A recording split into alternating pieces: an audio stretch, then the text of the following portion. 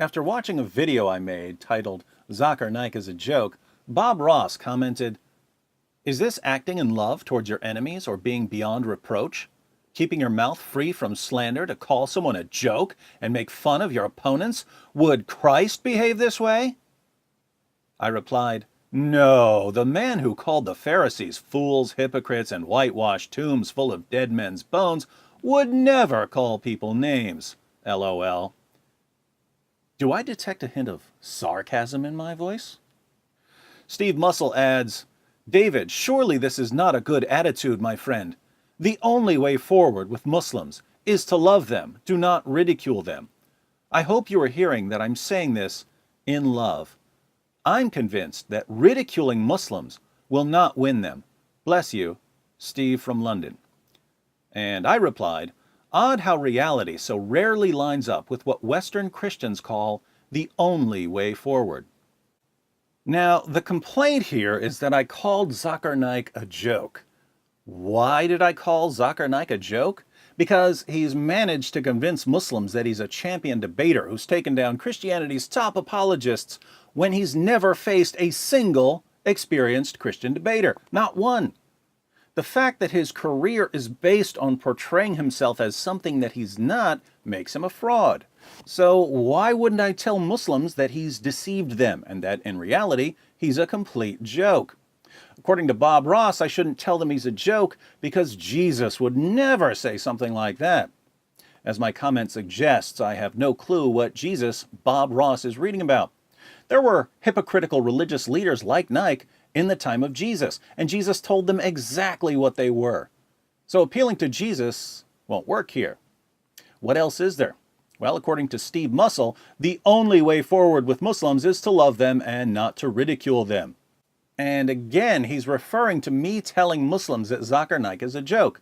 Notice that ridiculing Zakir Naik is the opposite of loving Muslims, according to Steve. I disagree completely. I regard ridicule in the appropriate circumstances as an incredibly loving act. When Jesus ridiculed the Pharisees, was he being unloving?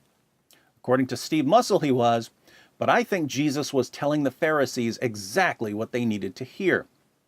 Sadly, many Western Christians just won't listen to reason, so all I can do is testify.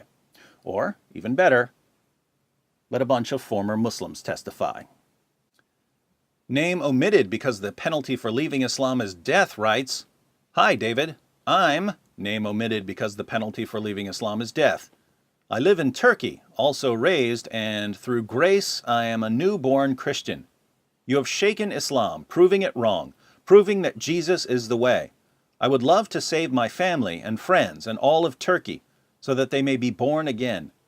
I want to give you a salutation of respect and thankfulness. Without you, I would still be lost in the darkness of Islam. But through grace and through your preaching, I am born again. Thank you so, so much, my wonderful friend."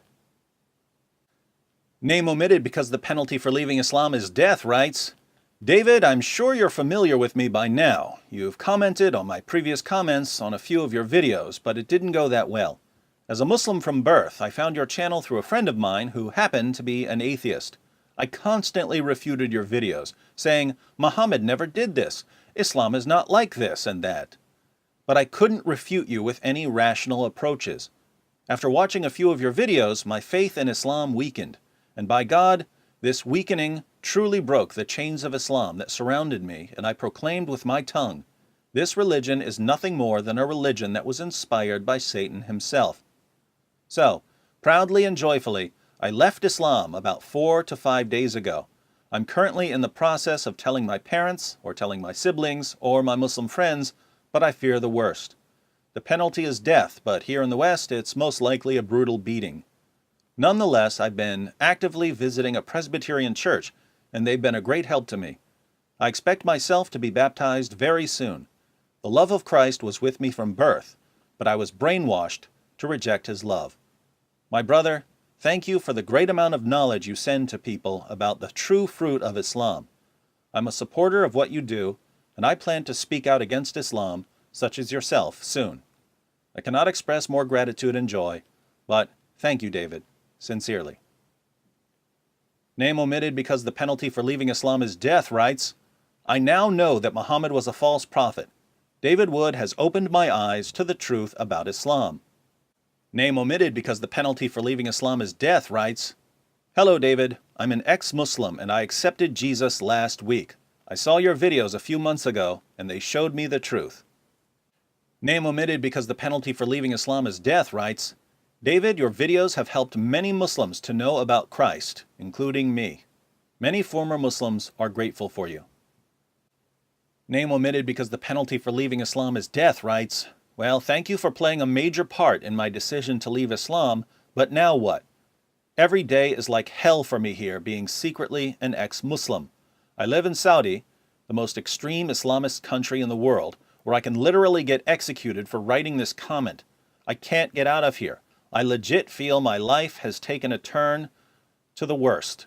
It's been really tough to pretend and to live my life wearing a mask every day. I'm feeling depressed. I wasted most of my life trying to be a good Muslim, and after I discovered the truth, I feel I'm imprisoned here. What do? I don't want to commit suicide, however appealing that idea sounds to me right now. I haven't been reading my responses in this video, but this is an important one. I say, Hi brother, things may be rough now, but we're the first generation of non-Muslims who can successfully deal with Islam as an ideology on a large scale. Until very recently, non-Muslims didn't have access to Islam's most trusted sources to use them against Islam, and Muslim leaders could keep Muslims insulated from criticisms against Islam. But all of the major Islamic sources have now been translated, and we can reach anyone with internet access. Since Islam simply cannot withstand criticism, Islam is going to crumble. You get to sit back and watch. As for what you should do now, here's the gospel. Name omitted because the penalty for leaving Islam is death writes, Thank you, David. You reached me through YouTube. We were lied to at Muslim schools and misled. I am very grateful to you. Name omitted because the penalty for leaving Islam is death writes, I always watched Zakir Naik videos. I thought whatever he said was truth. Now I research on what he says. You have opened my eyes, David. I left Islam too. I am free. I am Indian, so I can do anything I like. You are doing a good job. Name omitted because the penalty for leaving Islam is death writes, Thank you, David, for helping me leave Islam. For a long time I wanted to know why are so many Muslim countries so horrible and backwards? Why do so many Muslims marry their cousins? Why do so many Muslims turn to violence? Everything started to make sense when I realized Islam is incredibly wrong.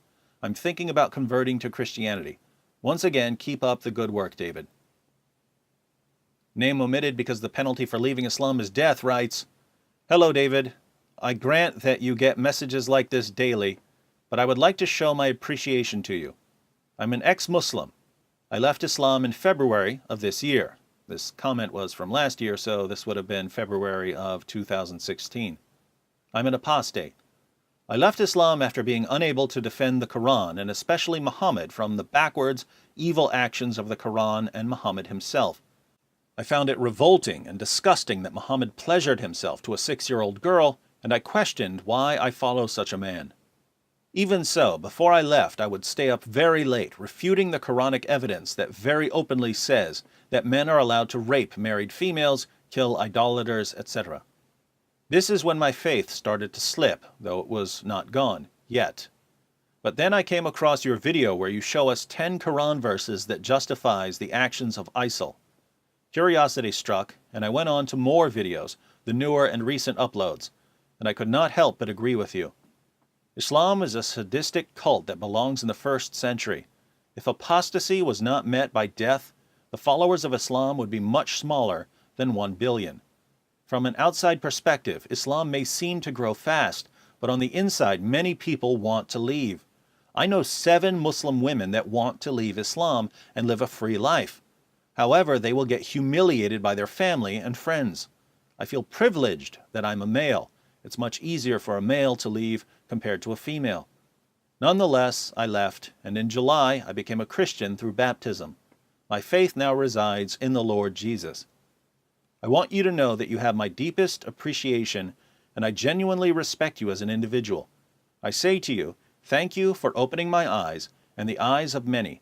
I was blind, but you took off the blindfold. Cheers, David. So, we've got former Muslims telling us one thing about how to reach Muslims, and Western Christians telling us something completely different. Whom should we listen to? I don't know about you, but I'm going with the former Muslims. And if you don't like it, Bob Ross and Steve Muscle, get over yourselves and get off the tracks, because there's a train coming through.